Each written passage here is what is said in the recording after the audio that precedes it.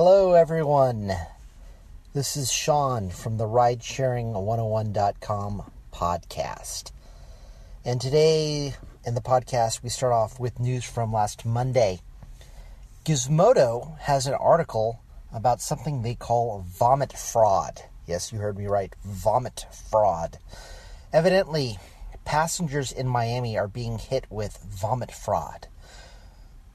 Uber allows a cleaning fee ranging from $80 to $150 if somebody creates a mess in your car, which usually means they get sick. There's one man, William Kennedy, said that he was wrongly billed for cleaning fees twice in one night.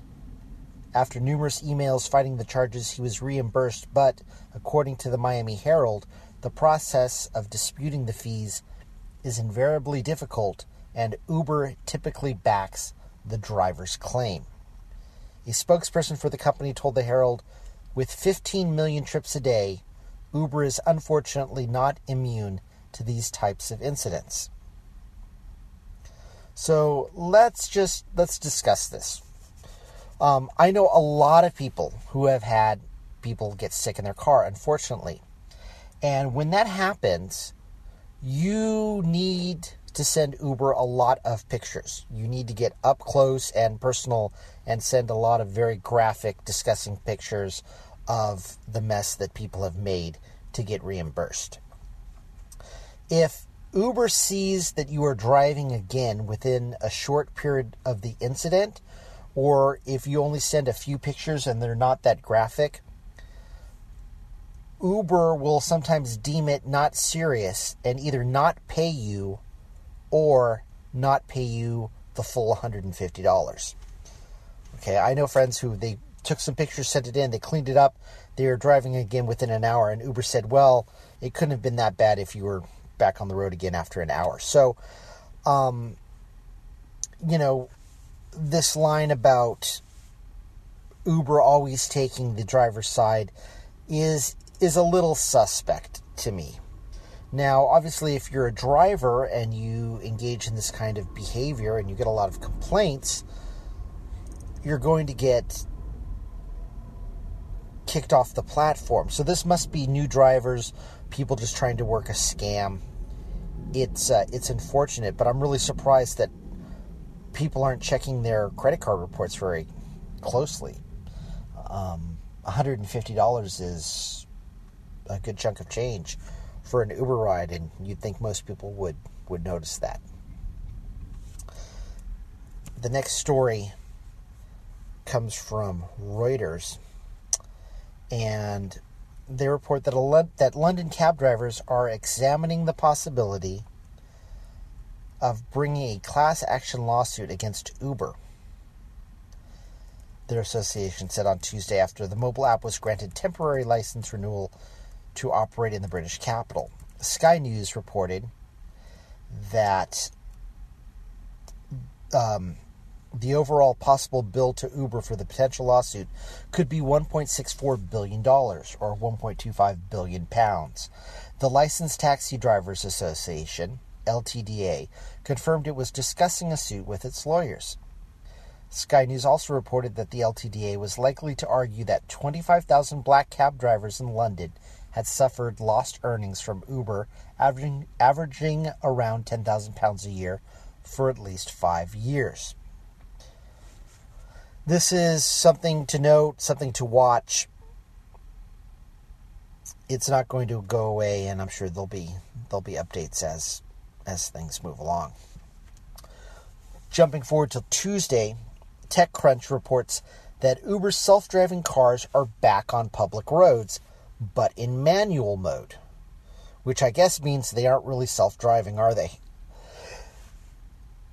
Anyway, the cars are back on Pittsburgh city streets 4 months after a fatal accident involving one of its self-driving cars prompted the ride-sharing company to halt testing on public roads.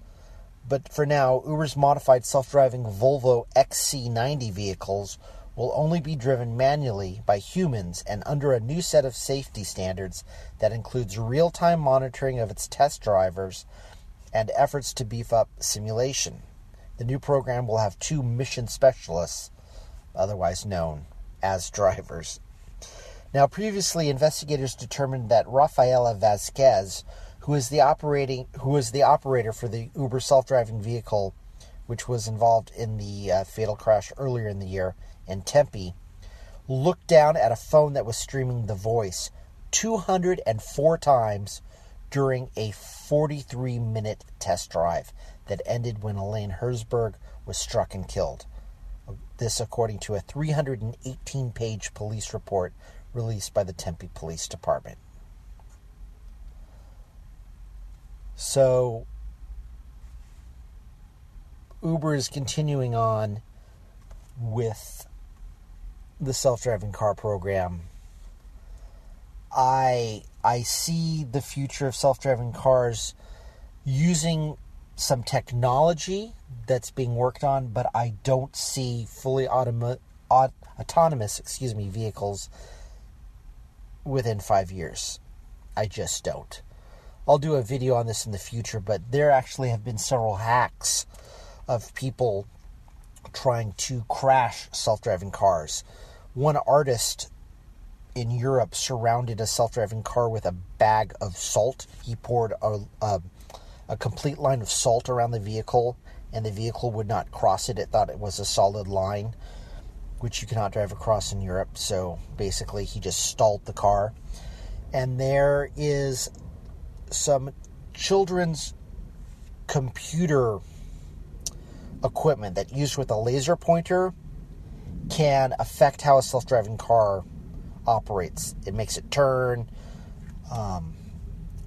stop, crash, do all kinds of crazy stuff, and it costs about $60.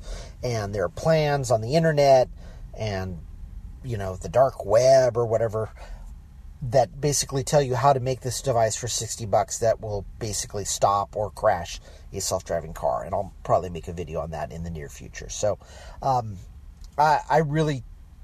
I've always said I don't think people are going to use self-driving cars. I wouldn't get in one, just like I wouldn't get into a pilotless plane. But that's just me. And a further story, KOAT, Channel 7 ABC affiliate in Albuquerque, reports about a female driver who was raped, unfortunately. Very sad story. This goes back to June 10th, but it's just being reported now. Evidently, the driver picked up 3 men and proceeded to drop 2 of them off at an undisclosed location. The third man, identified as Gabriel Munoz, asked to be taken to a different spot from the other 2 men, and he then reached over from the back seat, put the car in park, attacked the woman, raped her, and then drove her to another location for what purposes are not disclosed here, and she was able to escape. So I hate stories like this, but I report them so anybody listening will be careful. Male, female, please be aware. And even being aware is not necessarily enough. I encourage everybody that is going to drive at night to take self-driving classes. Be aware of your surroundings. Use your lights. Honk your horn. Do whatever you need to do. Engage in your passengers. Engage in conversation. Always be wary of somebody in the back seat. I always ask people if they're in the back not to sit behind me. I don't like that. There are little things that you can do. But remember, you need a dash cam, but also you're in control of the situation. So be in control and be safe. And let's see, one last story here before we end things. TechCrunch has reported that Uber has hit 10 billion trips and deliveries worldwide. All of this made possible by the fact that they do not own any cars, except for some of the previously mentioned self-driving vehicles. But basically, these 10 billion trips, all took place in other people's vehicles, yet Uber has yet to make a profit. All right, folks. On that note, I will see you next podcast.